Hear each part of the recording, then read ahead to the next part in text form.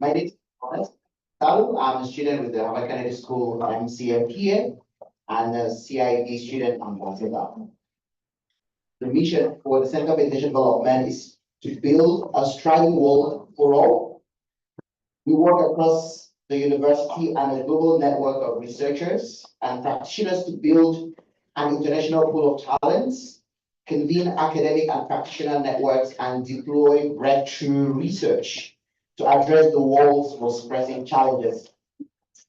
And that's why we are excited about this conversation with Professor Emiliana Vegas and Professor Dan Levy on how to have an impactful career with international development organizations.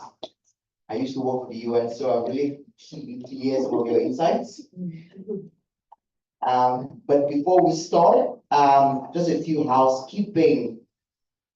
These all food items, including cup, napkins, and compost table. Questions will only be taken at the end of the session after the presentation. And today's session will be recorded and also there will be a live video, there will be a video on the CID YouTube page. The CID team members might take some photos. If you feel uncomfortable being in that photo, just let us know. And don't forget to scan the QR codes located around the room. Without further ado, I would like to briefly introduce our speakers for today. Emiliana Vegas is a professor of practice at the Harvard Graduate School of Education. Her research and practice focus on improving educational opportunity in developing countries.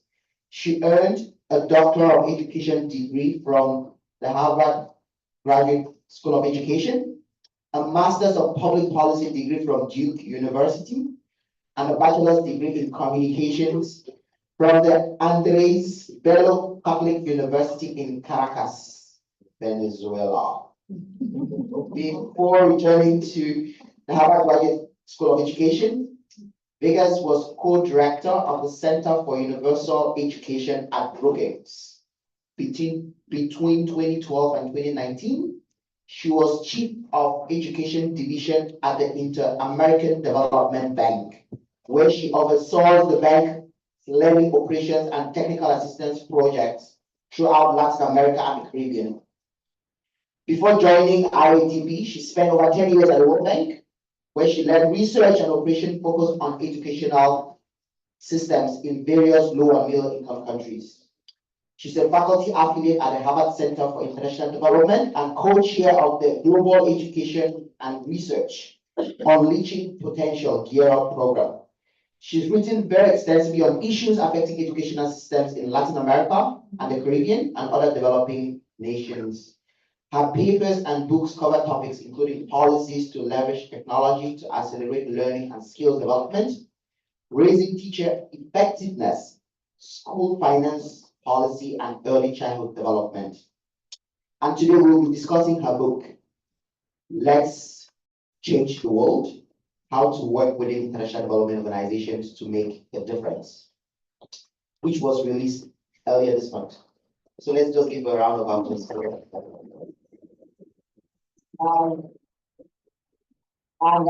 We have the moderator today, Dan Levy. Is a senior lecturer in public policy at the Harvard Kennedy School. He teaches courses in quantitative methods, policy analysis, and program evaluation. He recently served as the co-principal investigator of Transparency for Development, a project consisting in the design and mixed methods evaluation of interventions aimed at improving transparency and accountability in delivery of health services in developing countries. He oversaw the training component of BQ, a project that involves training policy makers in better using evidence through a combination of online and in-person sessions. He's directed a lot of projects evaluation of girl-friendly school construction programs in Burkina Faso and Niger, and was involved in the evaluation of conditional cash transfers in Jamaica and a technical assistance project in Mexico, School Social Development Ministry. He got a PhD in economics from Northwestern University, grew up in Venezuela, and is fluent in Spanish and French. He serves as faculty affiliate of JPAL, CID, and the Ash Center. He currently serves as the faculty director of the Public Leadership Credential, the Harvard Kennedy School flagship online initiative, and he co-founded Teaching, a web application aimed at helping faculty members to teach more effectively and more inclusively. Thank you for being here, and over to you, Emiliana and Dan.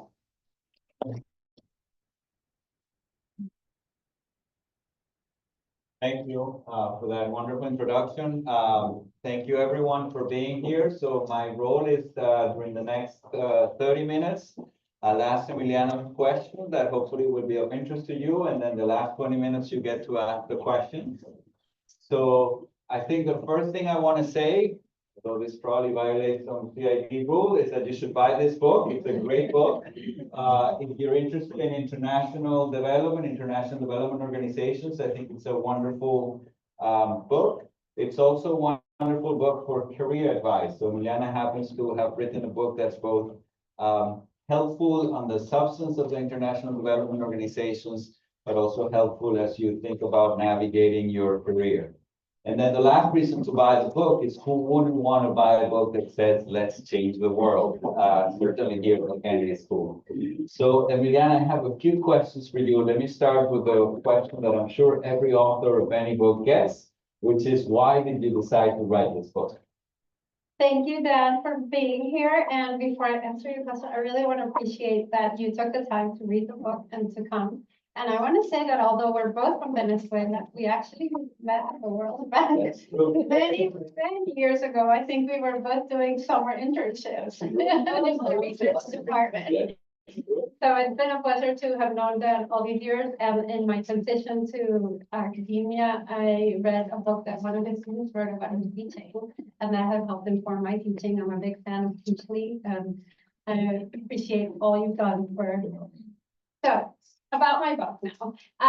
The main reason I wrote it is that after coming to Harvard, I realized that a lot of people like you, a lot of our students, wanted to go work in international development organizations, but didn't quite understand what these organizations are like, what are some of the skills that we need to get in and to have impact within them, and also there was sort of I felt like a confusion among some of my students thought I was coming from the private sector because I had worked at an organization called a bank, and I'm not a banker. And so I felt like, and then I had this great coffee with a mid-career professional, Lone Angris, PhD economist, an entrepreneur, now running the What Works Hub in global education. We were talking about a lot of things, and among them, he was asking me lots of questions around how these banks work, World Bank, the IDB, he was partnering with them to do projects and research. And I gave him like a very open advice, yeah, no, this is why. And after that nice coffee at Blue Stone Lane, he said, you should write a book. Now you're at Harvard, you can say whatever you want. And I don't know why, but I did. And we started the next, I'm like, yeah, I'm at Harvard. I'm finally out of this bureaucratic, getting clearances to say anything. So. That's wonderful. That's wonderful. Thank you. Thank you, Emiliana. All right, so I want to start with a question that I think a lot of people here are thinking about, which is the kinds of skills that you need to work at these international development organizations, at IDOs as you call them. And in the book, you refer to 3 sets of skills: technical skills, working with diverse people, and deliver on time and on budget. So I want to ask you, where do you learn these skills? And I could take a course on the third one, so please be very explicit on delivering on time and on budget. So go ahead. Technical skills, working with diverse people, and deliver on time and on budget. People in this room are here for a year or two. Are there skills that they can learn while they're here in these 3 areas? So I definitely think that a lot of the work that we do in these organizations has to do with analyzing a lot of information, making sense of it, and then deriving recommendations to your clients, meaning the government counterparts. So any course that you can take here, whether it's the fabulous courses on evidence and data analysis, or some of the courses we have at school, or, public policy analysis courses, all of those will prepare you to, be able to make sense of a very complex world. And then, provide in a, compelling way, advice to people who don't have the time to do the kind of work that you need to do this well. So that would be number one. Okay. Working with diverse people, I love to say that I never did anything, and I still don't like to work by myself. This is probably the only sole authored book I have.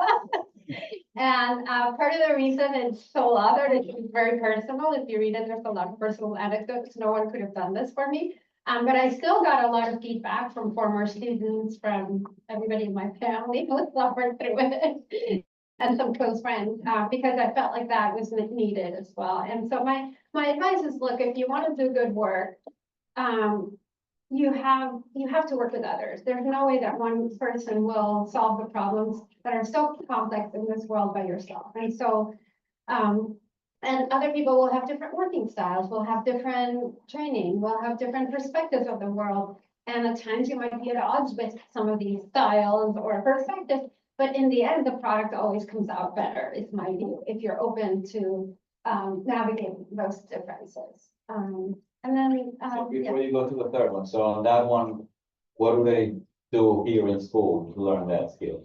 So in my course, I see a lot of my students here. I give them the option to work in groups for a big project between 3 and 5 students. Once they sign up, they can't change, and they can't work with fewer than 3 or 2 plus them. Can't do it alone. A lot of them are like, but nobody's interested. Well, you know what? Find something that others want to work on too. In the real world, you don't choose who you work with most of the time. Even if you're the boss, you inherit a team when you become the boss, and you still have to navigate those who work to report to you and who you report to. And so it's very hard. I always used to say when we were hiring people at the IDV that we were recruiting and interviewing and evaluating the candidates, not just on their technical skills, but on their ability to work with others. And the reason I said it is, like, we all have that, in my case, crazy uncle in the family, and we all love them, but we have to put up with a lot of stuff because they're crazy.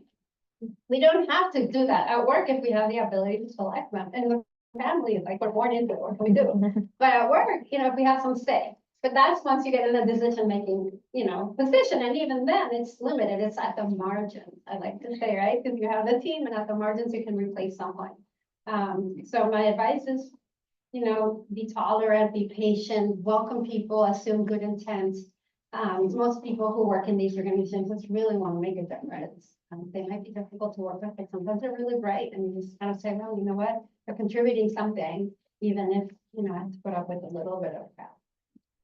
Right, and how about the third one? Deliver on budget and on time. So that I learned early on. So confession, I've always been really stressed about deadlines my whole life. And I have 2 sons, and one is just like me, and I feel so bad, and the other one is the opposite. And I like to say this example, like my younger one would get out of school one day and go, Mom, we need to stop right now at Staples. I need to get these materials. I have an assignment, it's really important. And be like, finishing my work day, being really tired, like, when is this assignment due? Oh, next Friday. And we'll be like, oh, and then the other one would be like Sunday night, Mom, we need to go right now, like tomorrow. They both are fantastic students.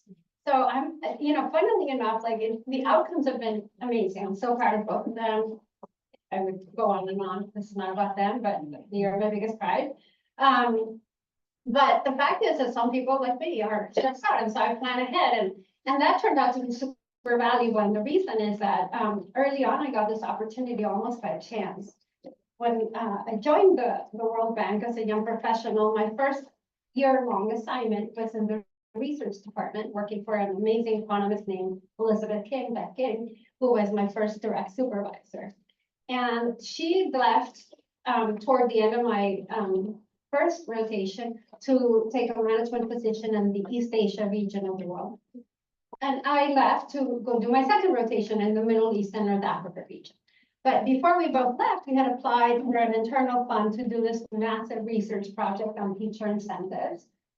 And it included many countries in Latin America, but also a few in Asia and other parts of the world.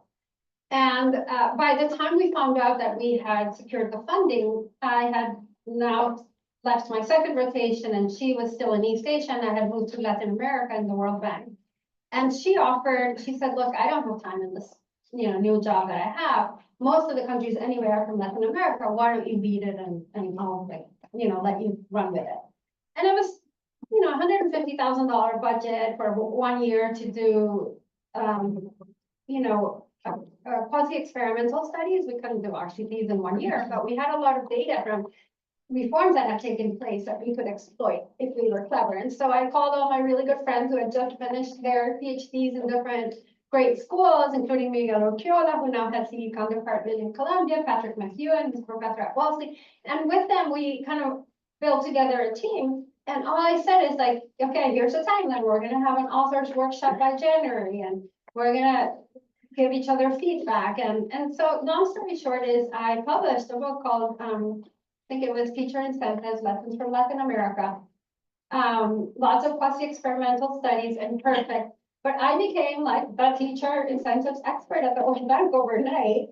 And the reason I think that people were mostly impressed was that I did it in time, within budget, and a fairly decent product. Didn't win me the Nobel. They will never do that. But it was helpful. It's been widely read, and it was, I think just delivering on time. I later learned was actually quite unusual. I later had to do another book.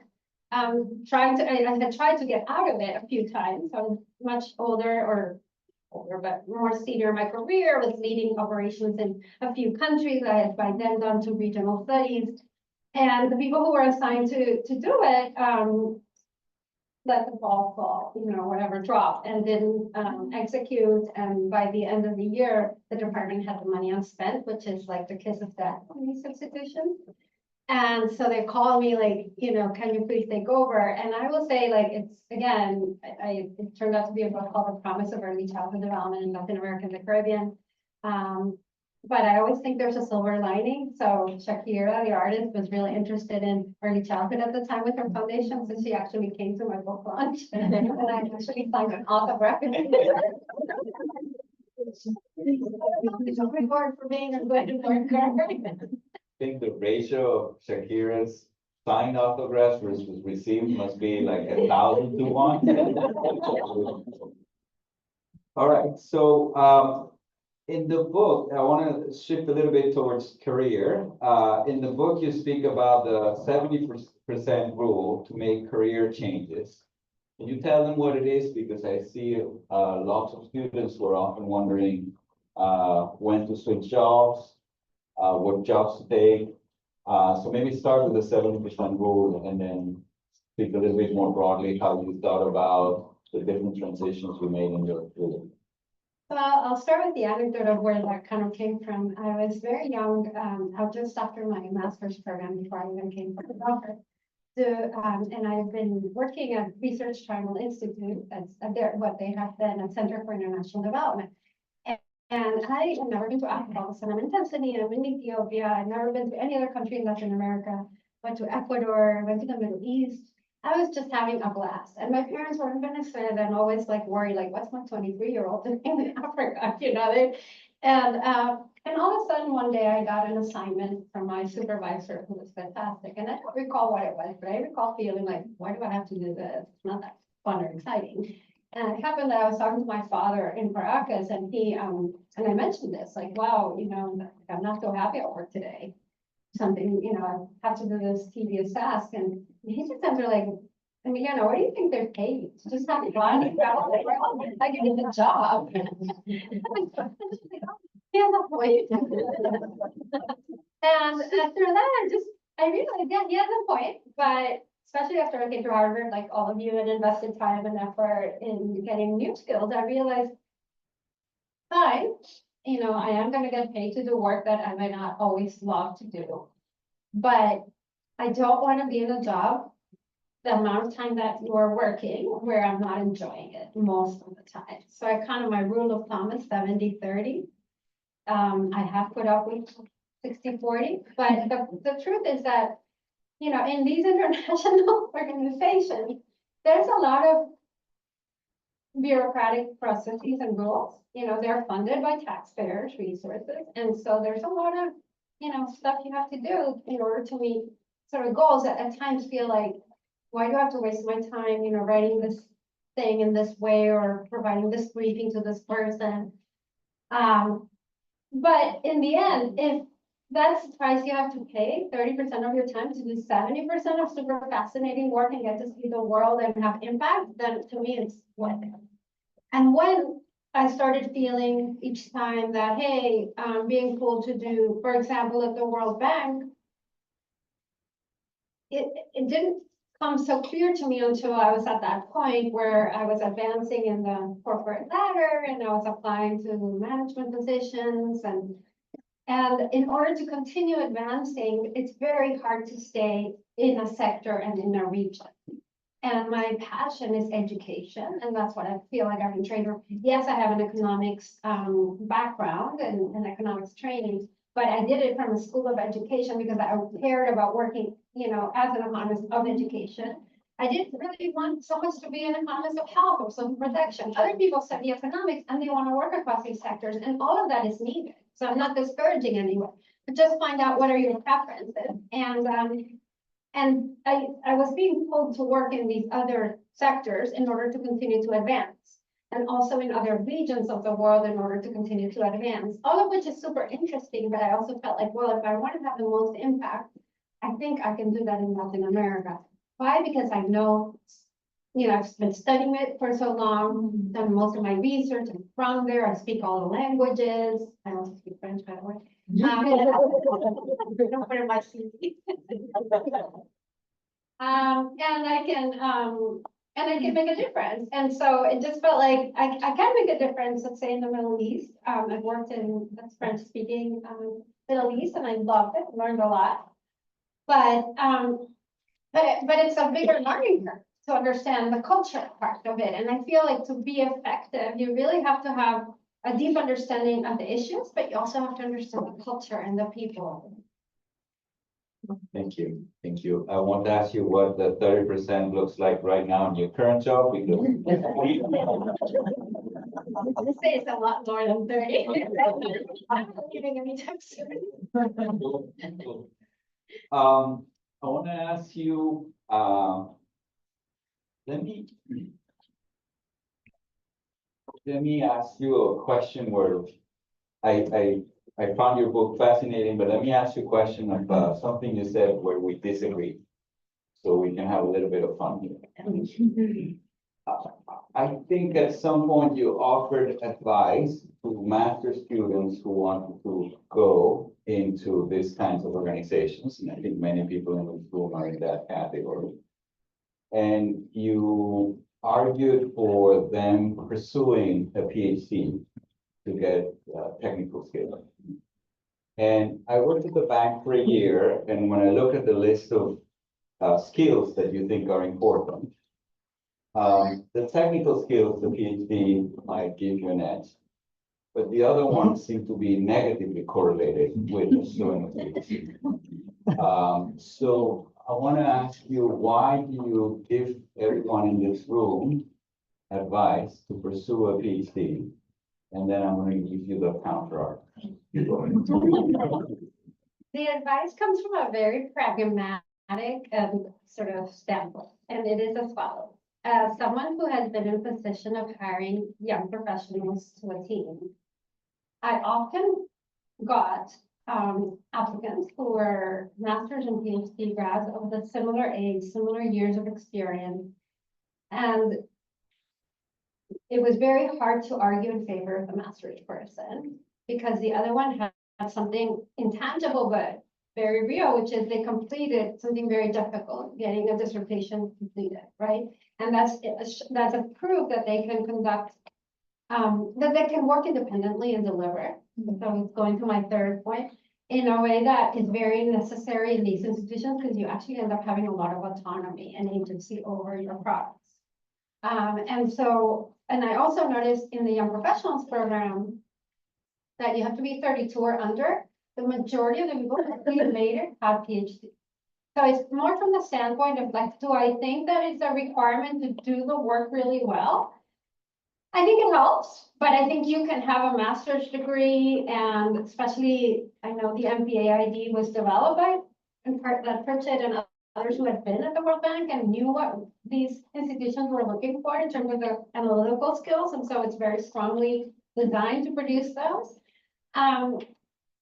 But I would say, you know, on the first thing, it's like, that's probably the hardest skill to learn on the job. The other two, you can sort of develop on the job, I think. You can learn what it means to work with different people.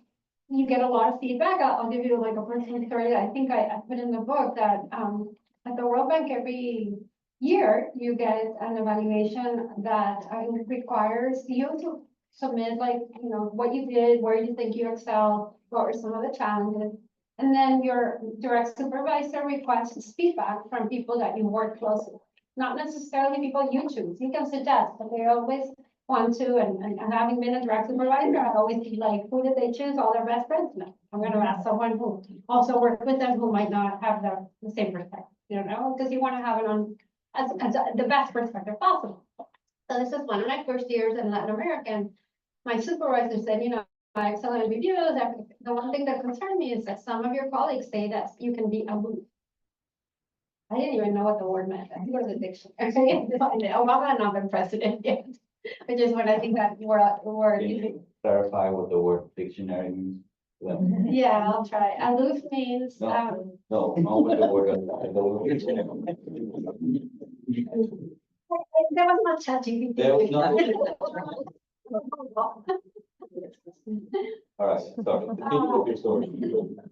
That was a real shock to me because I thought, you know, I'm so friendly and so sweet. That's my image of myself. Like, I'm not aloof, I'm not, you know, I don't feel superior.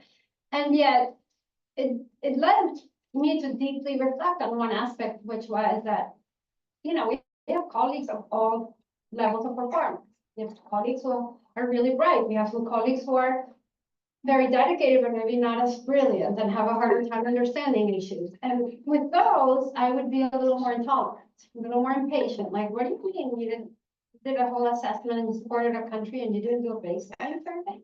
Like, now we just have like means, but we don't know, or you didn't collect socioeconomic. Who was it advising you, you know, and that happens. And you're like, okay, I'm not gonna work with this person and be like that. And then you realize like you can't be like that if you want to have impact, because those people are in the front lines and you want to help them as well. Okay, I'm watching the clock. I'm gonna give one counter argument. It feels like a PhD is a very, very costly Signal. signal. So I want you to reflect a little bit more. I understand from a practical standpoint, what you're saying is two candidates that seem equally qualified on everything else, you would choose the PhD and therefore you recommend. But how much is it worth to have that signal, given everything that you know in terms of the skills needed to actually succeed at the organization? So I understand that to get in, it might help. You feel that it was also a barrier there was a premium to progress in the organization once you were in? Yes. Yeah. And the answer, I'll say another anecdote. So when I graduated myself from my master's in public policy from Duke, and I started working at RTI, my direct supervisor and most of the people there were a PhD. And I was very good at kind of taking the data and doing a regression analysis. I was very good at implementing a research design that they had thought through. But I quickly realized that I didn't know how he thought that. Like, how did he start with this idea? And I thought he was brilliant. I still to this day think he's brilliant. And that's why I came to Harvard. I didn't come to get the signal.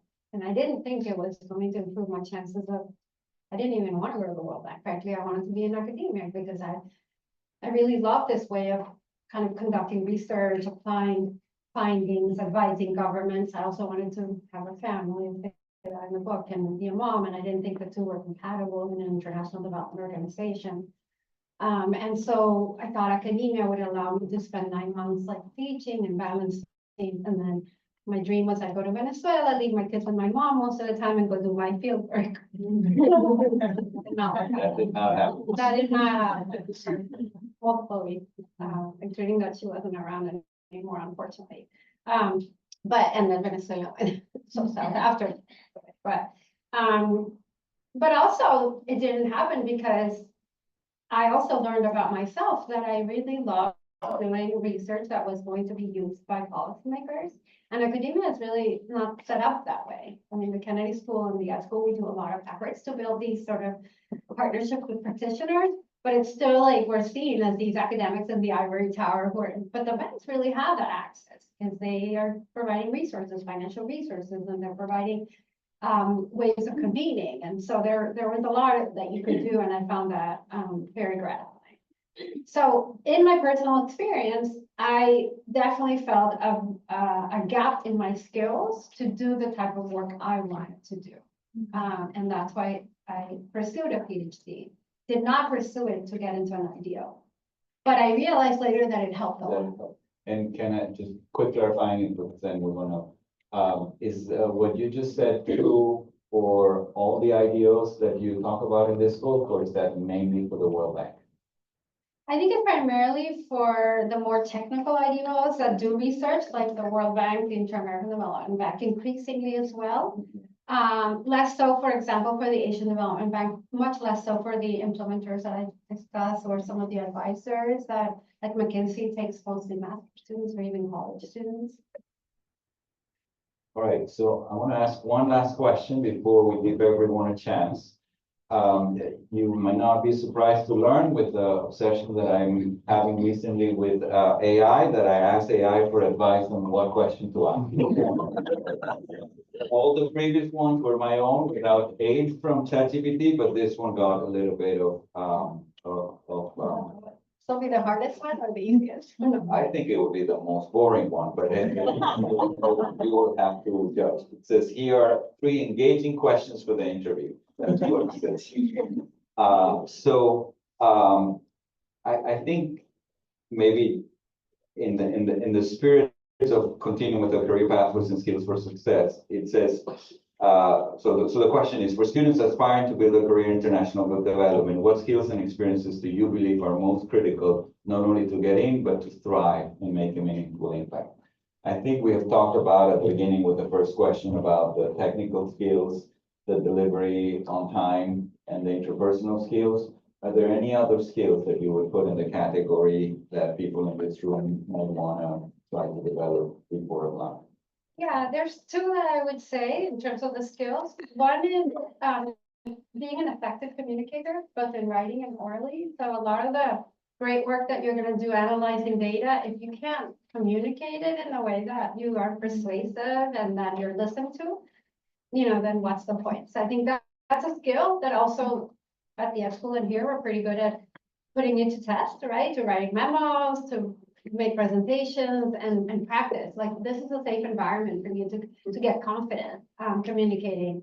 One of the kind of, and I wish I had said it in the book, but one of the ways in which you make impressions is in meetings in these organizations. There's a lot of review meetings, there's a lot of team meetings, and those who can communicate effectively, this is, the feedback I have for the author, for the report, or this is the thought that it brought in my mind. You're noticed, and then that helps you thrive and progress and get, more opportunities.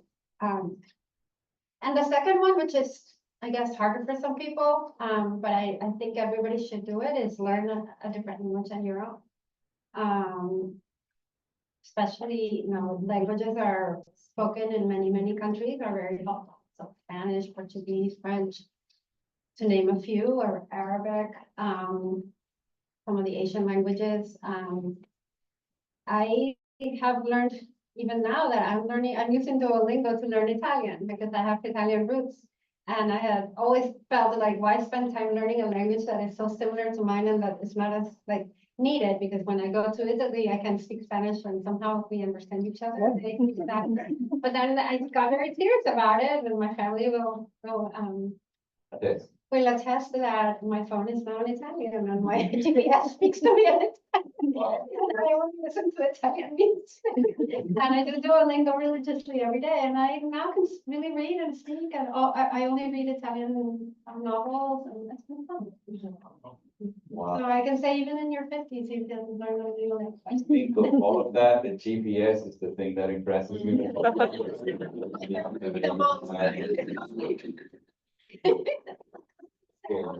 Now I understand. Well, in the spirit of managing budget and time, we are at time, and our moderator is gonna do his thing and direct the moderation, so thank you.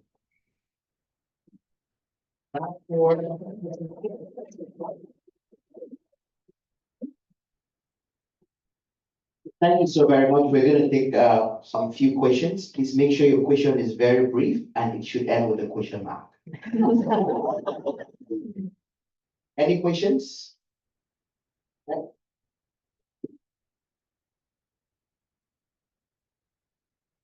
Thank you so much. Can you hear me? Yeah. Great. My name is Vincent Tessman. I recently worked with Ministry of Education in Sierra Leone as an advisor. My question is, if you want to optimize for changing the world, is an international development organization the right place to go? And the background is that when I worked in the Ministry of Education, whenever there was someone really good, the World Bank would offer them a contract, and then they would go work for the World Bank and sort of leave the public sector. And I thought that was sort of counteracting the long-term capacity development that was supposed to take place. And I wish more people were going to sort of government, even though it can be very unrewarding at times. So was there a question mark? I don't know your hands. There was a question mark somewhere in there. Thank you for your good talk. You have an exception. So I'll take 3 questions and then we will give the floor back to the speakers. Yeah.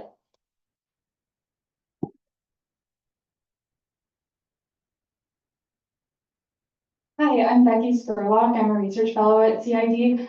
Thanks so much for your talk. And I love that you titled your book, Let's Change the World, because I think that's the place that we all start, is wanting to change the world. But then a lot of times I think a lot of us get frustrated or demotivated when we see how difficult that is. So I'm just wondering if you have any advice for like staying motivated when things get tough and like keeping this vision in mind. One more? Hi, I'm Danoish from MPP1. I'm really interested in education. So from your work in education, I'm curious about what kind of approaches really surprised you in being effective in improving quality education in Latin America? Those are really great questions. So I'll start with Sierra Leone. So my book is not Let's Change My Country. And to work in government, usually you have to be from that country. I mean, they take advices, but to do a career in government, and so obviously, I think that, you know, when I studied my undergrad and my public policy degree, my dream was to go back to Venezuela and help change my country. And that dream sort of became more and more distant when my country sort of went down under, and we all know what's happening now. And at the same time, opportunities here with skills I had gathered and the schools I had attended grew. Like, so my sense is like, if you want to change the world, you can do it at the country level, you can do it at the community level, you can do it, you know, through international development organizations. I do think, and this is related to the second question, that everybody who joins these usually starts with this huge, like, you know, aspiration and excitement, and then many people get very demotivated and frustrated because it is hard to have an impact. And it's very hard from an international organization because in the end, especially the funding organizations, but also those that support governments with advice, you're not in the drivers. The government is always the one making the decisions. It's always the one in charge of implementation at scale. And unless you can influence a government, then you really are having very little impact. But I would say that you can influence government by working directly in government, and that's probably the best way, by running for office, et cetera. And I highly recommend that if that's in, you know, your realm of possibility. But I also think that doing really good work in partnership with counterparts, so not like from Washington flying in and giving a recommendation based on your research in Washington, but instead working very closely with the counterparts to understand what are the challenges they're facing, what are the limitations that they have, and how can the bank bring not just the resources, but the best knowledge, because that's one of the greatest things about the World Bank, and this, I'll tie it to the third question, is that you can call anybody and say, I'm sitting at the World Bank, you're in your 30s, and they're like, okay, I'll take your call.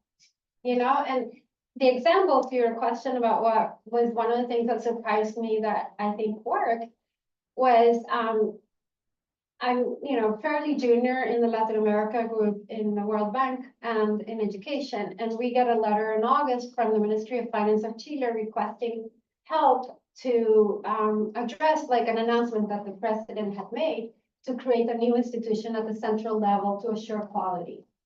And they needed to learn from other countries that had not just one Ministry of Education, but had other agencies involved in sort of quality assurance. And my boss, my direct supervisor, the head of education for Latin America, thought this shouldn't stay in education, should go to the public sector reform team, and wrote the manager of that team a letter. Fortunately, in August, it's not a good time to be at the World Bank. There's no one there. Everybody's on vacation. And unfortunately, I wasn't. So I saw it. I'm like, no. This should not go to them. We should do it. It's really going to transform education in Chile. And so he said, okay. You want to do it? Go ahead, you lead it. And I was like, okay, what do I do now? Like we had, I'd been trained as an economist. I know how to analyze at the margins. But this was a wholesale, let's reform the entire institutional setup of how we finance and, provide education in Chile. And so I called best person ever, Richard Renee, my former advisor at Harvard, who's now emeritus.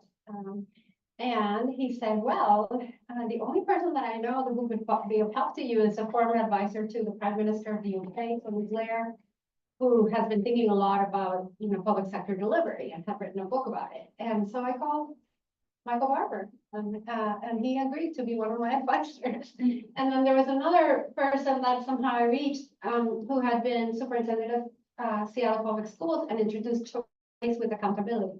Chile, for those of you who might know, has a nationwide school choice program, and they were trying to strengthen accountability in this model. And so I guess the lesson was that we would have been thinking about how do we tweak with the voucher, which they had already done. How do we, tweak with inputs, which they had also already done, but not about how do you kind of really think thoroughly about what is the role of government in education in a model where private sector has an important delivery role.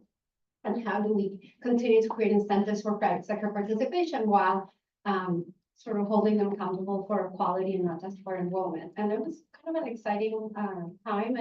And the research, or the sort of comparative research, which I had never really done, but that I ended up doing, ended up being super, not just informative and became the law in Chile, and these things happen, but also informed a World Bank project that I later was involved with, which was all about comparing policies across countries and then trying to give guidance to our team leaders who were in the front lines around how to engage with conversations. It wasn't about telling a country what to do. We never ranked countries, but we would say, look, if you want to improve your teacher effectiveness, here are the host of teacher policies that countries that have effective teachers tend to adopt. And here's where you stand vis-a-vis that. And so we did that in a number of subsectors. Take three more and yes.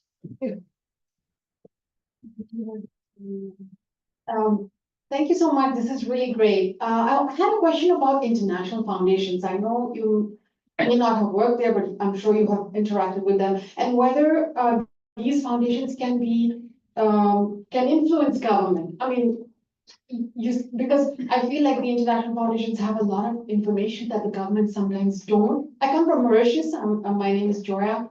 So yeah, I'd be really nice to get your views on that. Thank you. Thank you.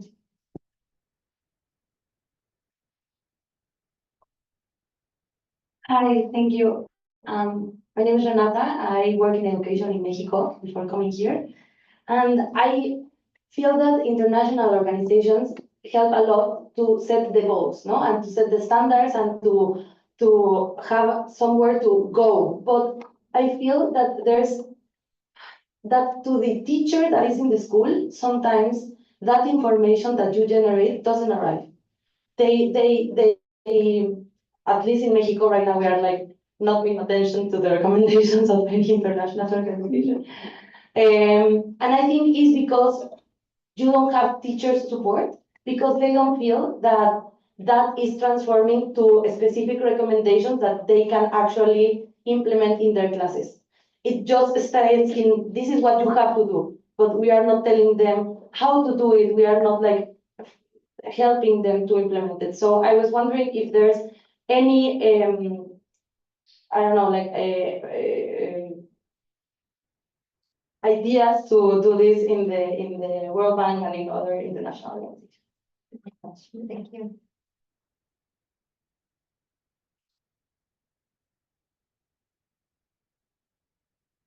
Hi, I'm Meher. I'm an MVP1 student. Thank you so much for sharing your thoughts.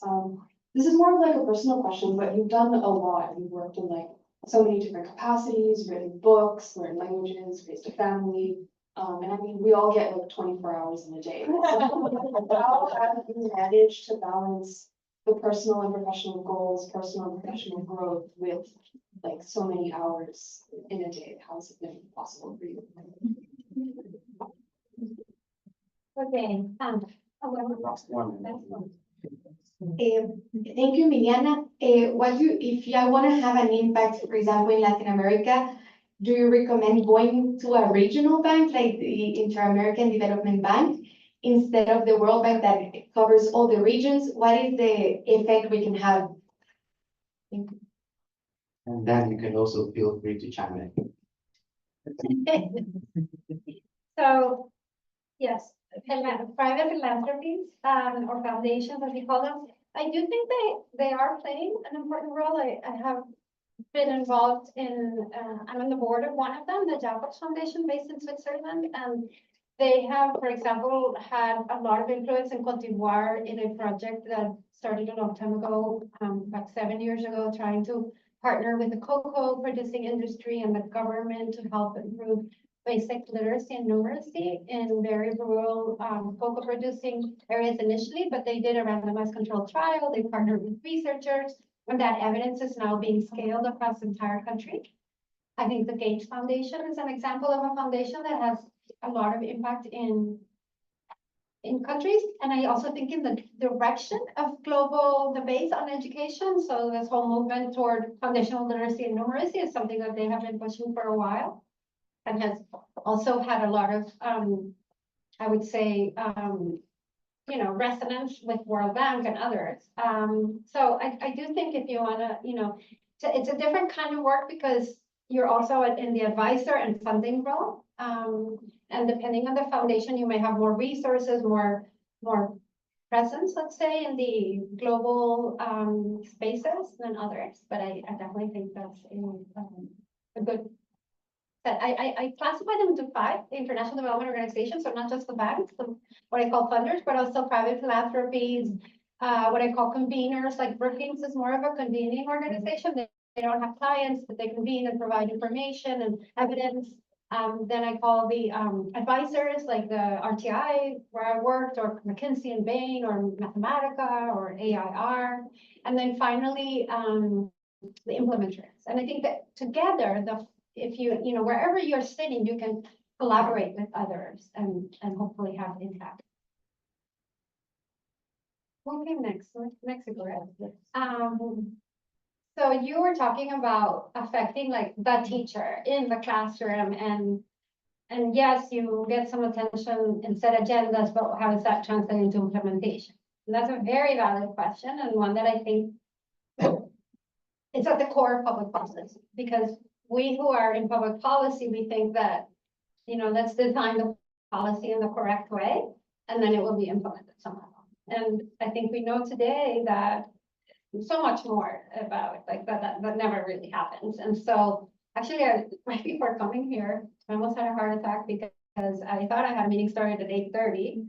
I chair the partnership steering group for the new What Works hub in global education, and it's it's constituted by members from the UK government, the World Bank, but also the Gates Foundation, the Jacobs Foundation, UNICEF, Building Evidence Squared, and et cetera, et cetera. So lots of partners around the table. And the whole movement around the What Works hub in global education is to go beyond efficacy in terms of does this work in a pilot study in an RCP, but really does it work at scale? And when you're thinking about how does something actually transform learning at scale, then you have to think about implementation and really developing that field of implementation science and education, which has been understudied. I would say that at the project level, the operations of these funding institutions, like the banks I work with, do care of and do focus a lot on implementation. I think there's a lot of know-how there.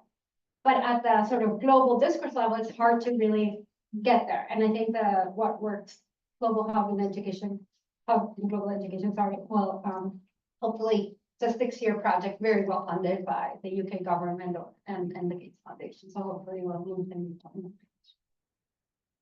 Okay. More work-life balance. Personal, professional, and regional versus global, like.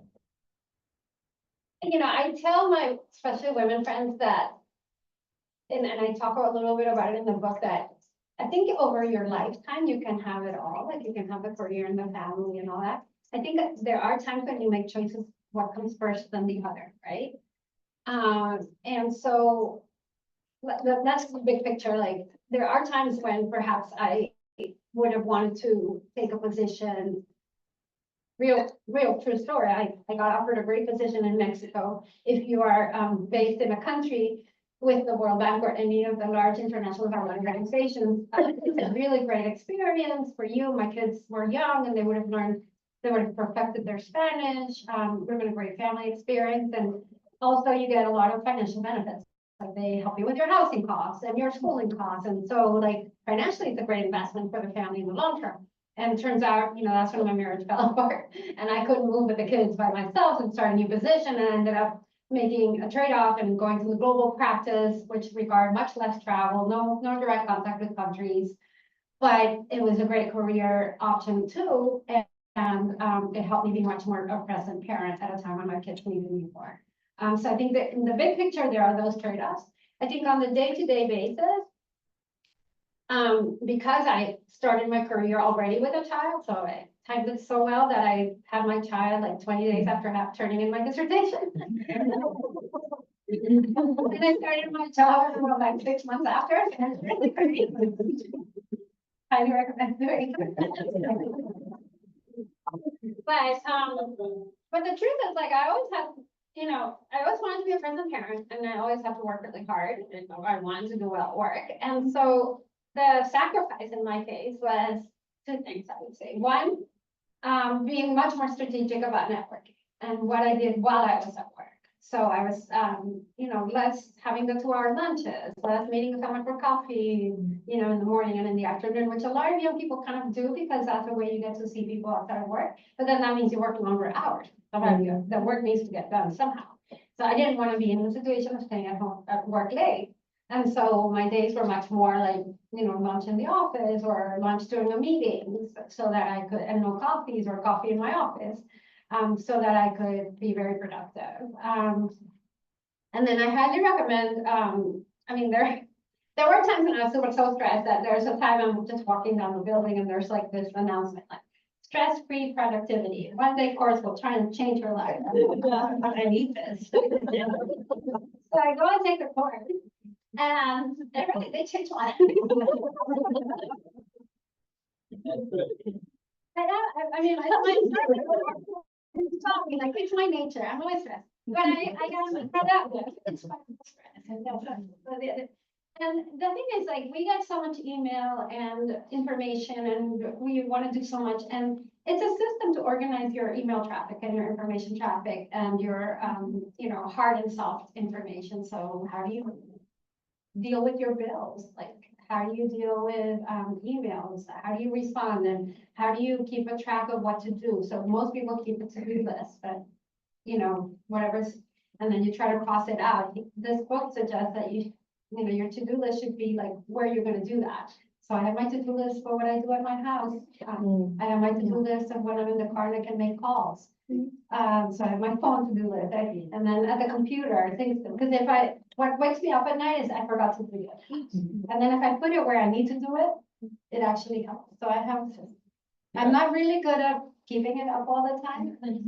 But in the ideal world, you have a system and every Monday morning you kind of like revisit and reorganize and then you're perfect. But I teach on Monday afternoons and Monday mornings. And the last question was. The last question was regional or global banks, Hard one, because I think that from the World Bank and the global banks, you can also work in the regions. Over time, it's very hard to stay only in one region in a more global institution like UNICEF. You will be going all over the world, or the UN or the World Bank. So in that sense, if you only want to work in Latin America, yeah, then definitely go for a regional. However, I can't say how much I learned from working in a global institution that then I could use in Latin America or for Latin America.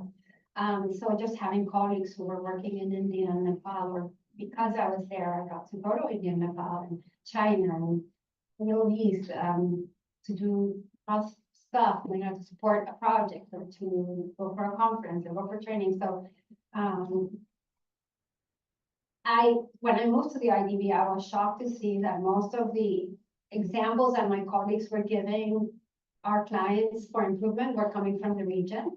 And I kept reminding them that we didn't have any high performing countries in the region, so maybe we should look outside to guide our countries, right? And so that was something I learned at the World Bank, and I really took it. Like, you don't want to learn from people who are just as mediocre as you.